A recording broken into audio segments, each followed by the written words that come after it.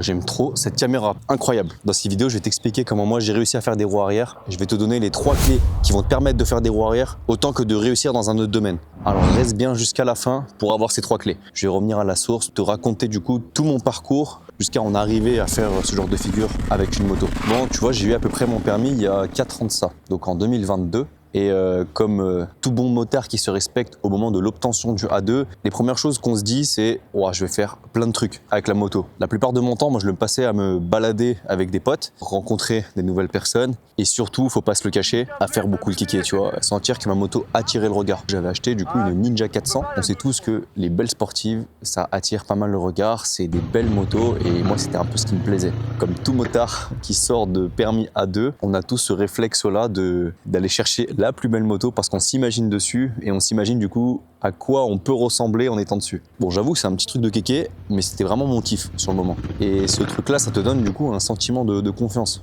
Tu sais, tu te sens un peu puissant dessus. Ce sentiment de confiance, il est vraiment lié à l'achat de la moto et pas lié à ma façon de piloter, mais vraiment à l'achat d'un véhicule qui me permet de me dire comment je me sens trop puissant dessus, tu vois. Quand je regarde les gens qui remarquent du coup cette moto, les commentaires, etc., ça te donne cette confiance, tu vois, et ça s'alimente au fur et à mesure. Tu cherches la moto qui est la plus jolie, la moto qui fait le plus de bruit, tu compares ta moto avec celle des autres qui ont obtenu le A2. T'en arrives à devenir un petit peu un kéké, tu vois. Surtout quand t'es jeune et que tu viens de sortir de A2, il y en a beaucoup, je pense, qui sont dans ce cas-là. Et moi, ça a été mon cas, personnellement, tu vois. Et j'ai pas honte de le dire en vrai. Et du coup, pendant une des balades, je suis tombé sur une ligne avec plusieurs voies en dehors de la circulation. Et je me suis dit, mais incroyable cette ligne. Et du coup, j'ai commencé à faire quelques roues arrière parce qu'à ce moment-là, j'aimais bien, tu vois, ce flow. Et je pense qu'il y a beaucoup de personnes qui vont commencer à faire des roues arrière en sortant de A2 parce qu'ils ont vu 2-3 vidéos et voir qu'on est en train de lever sa propre bécane. T'as l'impression de ressembler à quelque chose et de savoir quoi en faire de ta moto. Et du coup, tu tentes quelques petites roues. Et moi, c'était mon cas. Et du coup, quand je vois cette ligne, je me dis, mais incroyable, je vais pouvoir essayer de faire quelques roues arrière, tu vois. Je commence à essayer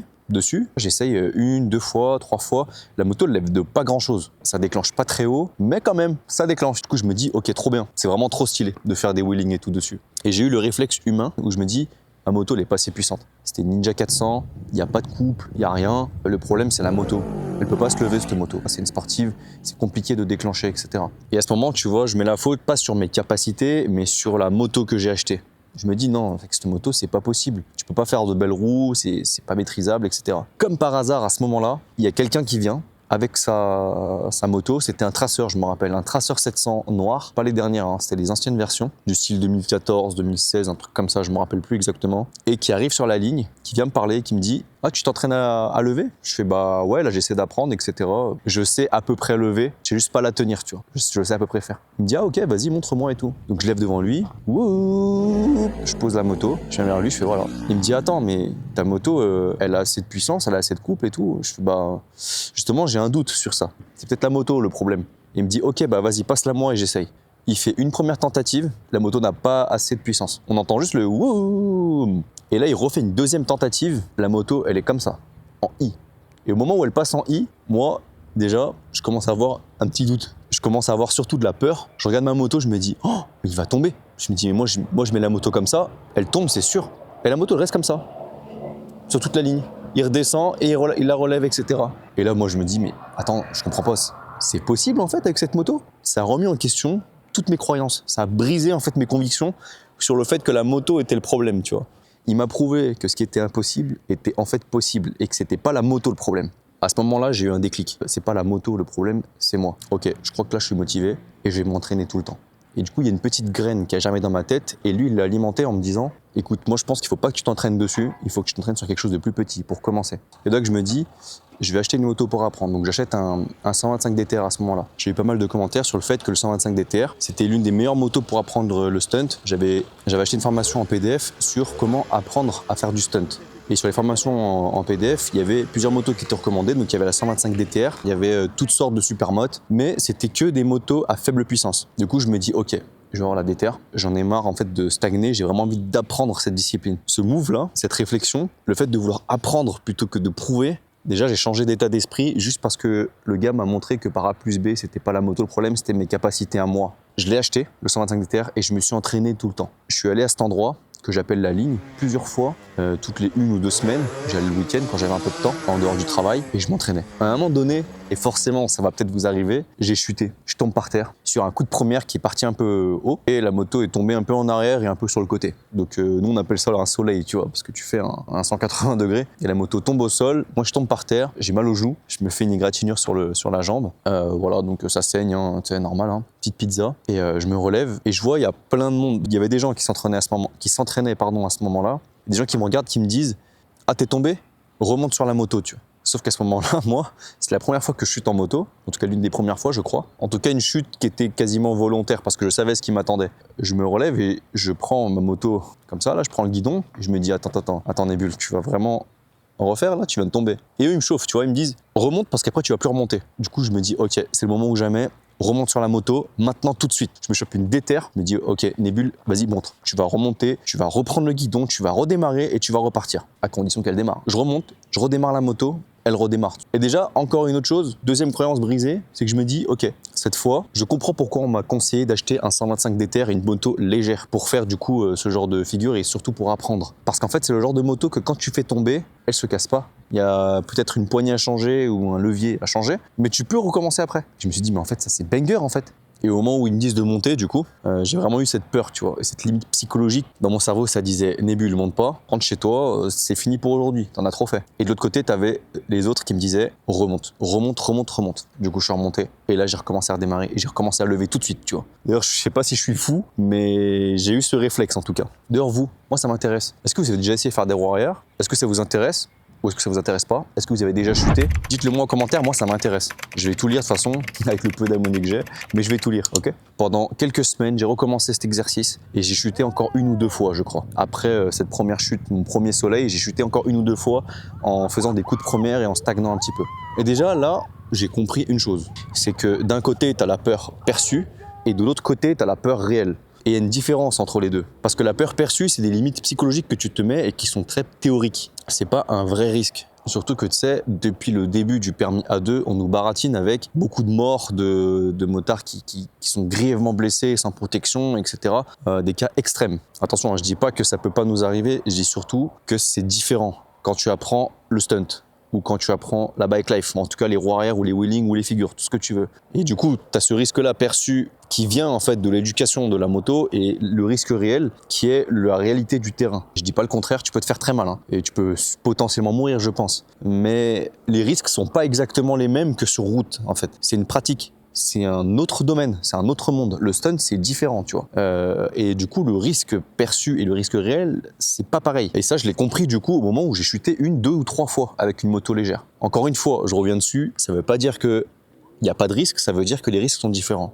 Tu peux très bien te faire très très mal ou finir dans un sale état, mais c'est pas la même fréquence, c'est pas la même gravité en fonction de la figure. T'as pas les mêmes risques de collision, par exemple, avec une voiture où tu peux te faire percuter et perdre la vie sur le moment, tu vois, ou te faire découper en deux par une glissière. Et du coup, après plusieurs de ces chutes, c'est là que je me suis rendu compte que le 125 DTR et une moto légère, c'est vraiment le banger pour apprendre parce que ça t'apprend sans que tu aies trop de choses à payer. Et c'est là que tu comprends qu'en réalité, la meilleure moto pour apprendre, c'est celle avec laquelle tu peux recommencer plusieurs fois sans perdre de temps ni d'argent. Et du coup, la 125 DTR, c'était parfait parce que dès que j'avais fait une chute, je pouvais remonter et recommencer tout de suite. Et si je pouvais pas le faire, c'était des réparations très minimes. C'était un guidon un poil tordu, tu changes le guidon, terminé quoi. En tout cas, c'était le cas de mon DTR. Je dis pas, peut-être que vous allez avoir d'autres cas où vous allez peut-être pas pouvoir changer tout de suite. Peut-être que vous allez avoir un truc un peu moins solide, entre guillemets. Peut-être que vous allez faire la mauvaise chute qui va vous casser le cadre et malheureusement, là, vous pouvez pas recommencer. Ou alors vous serrez le moteur et là, bien sûr, ce sera différent. Mais du coup, avec ces nombreux entraînements, sur plusieurs semaines, je commence à arriver à un niveau où je stagne. Mais en fait, j'arrivais pas à passer ce point d'équilibre parce que après une, deux ou trois chutes, tu commences à te dire, malgré la résilience, malgré la motivation, il y a une limite psychologique qui vient arriver parce que tu as chuté plusieurs fois et que tu n'as pas envie de rechuter à chaque fois. C'est chiant en fait. Ça te fait peur, ça te met le doute et tu te dis est-ce que j'ai le niveau, etc. Du coup, j'ai stagné pendant longtemps parce que j'avais une barrière psychologique qui me disait Nébule, tu peux pas aller plus haut. Même si je voulais, je pouvais pas le faire. Mon corps ne voulait pas, tu vois. Il y a quelque chose qui bloquait. Et à ce moment-là, j'ai rencontré quelqu'un, en tout cas, qui a changé la façon dont j'apprenais les roues arrière et qui a été mon mentor du coup. Et il m'explique quelque chose, tu vois. Que le seul problème de l'apprentissage de la roue arrière, c'est pas la compétence technique, c'est la barrière psychologique. Il m'explique qu'en fait, quand tu apprends cette discipline, le problème c'est toi. et ce qui se passe dans ta tête. Pourquoi est-ce qu'il y en a d'autres qui arrivent et pas toi? C'est pas parce qu'ils ont plus de compétences techniques que toi ou ils ont appris plus de choses théoriques, ils ont lu des livres ou je ne sais pas quoi. Dans leur tête, ils ont débranché le cerveau, comme on dit. Et toi, non. Donc on s'est rencontrés, on s'est échangé nos numéros.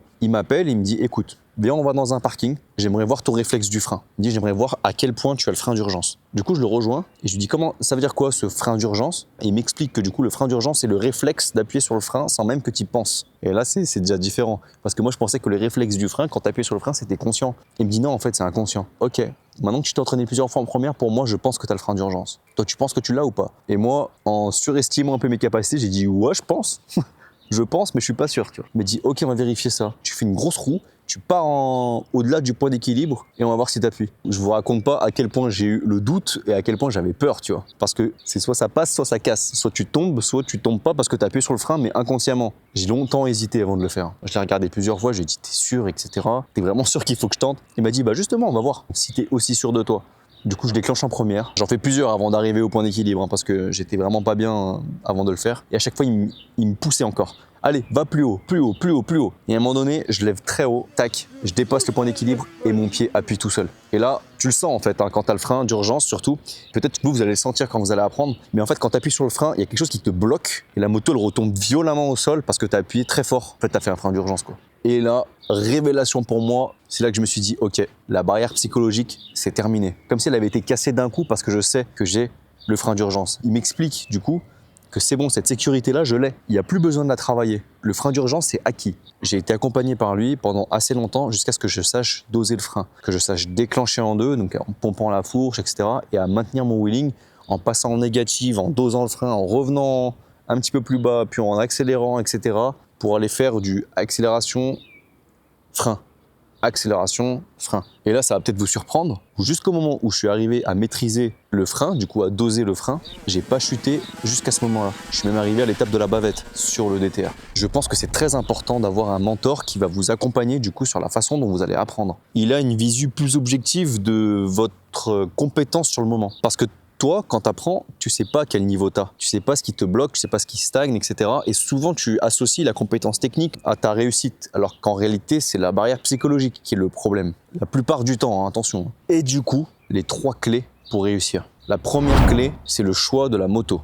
C'est hyper important d'aller choisir la moto en fonction de ce qu'elle t'apporte. Et le choix de la moto, ça veut dire choisir une moto sur laquelle tu peux recommencer rapidement et tu peux ne pas perdre trop d'argent et ni de temps et d'avoir vite ce niveau. Et la meilleure moto du coup pour apprendre, c'est la moto la plus solide et qui te pardonne les erreurs, qui te fait pas mal quand tu tombes et qui est la moins coûteuse quand tu dois faire des réparations dessus. La deuxième clé, c'est d'avoir un mentor. Comme je vous l'ai dit, d'avoir quelqu'un qui vous accompagne et qui sait juger votre compétence à un moment donné, ça va permettre de vous ouvrir un peu les yeux sur ce qui vous bloque réellement au moment où vous apprenez. Parce que ce mentor-là, il est passé par là en fait. Il a une plus grande facilité sur la compréhension de vos blocages. Et la troisième chose, je pense que vous l'avez deviné en ayant vu mon parcours, c'est la résilience du coup. Il y a un truc qu'il faut bien comprendre, c'est que à travers tout ça, si j'avais abandonné depuis la première chute, ce serait fini en fait. Si j'avais eu peur en fait au moment où j'avais chuté la première fois, ce serait terminé. Il n'y aurait pas eu de roue arrière, il n'y aurait pas eu de tout ça. Sans résilience, t'arrives à rien. Et je pense que ces conseils-là, ils sont valables dans tous les domaines. Ça peut être dans le travail, dans la musique, le sport, la finance, tout ce que tu veux. À un moment donné, si j'étais pas capable de remonter sur la moto après avoir chuté une première fois, une deuxième fois, une troisième fois, je pense que j'aurais jamais réussi à prendre cette figure, c'est clair. Je serais rentré chez moi dépité, c'est trop dur pour moi et c'est terminé. En tout cas, si vous avez aimé la vidéo, n'oubliez pas de vous abonner, liker, de partager la chaîne et nous, on se retrouve pour un prochain épisode. C'était Nibul, ciao!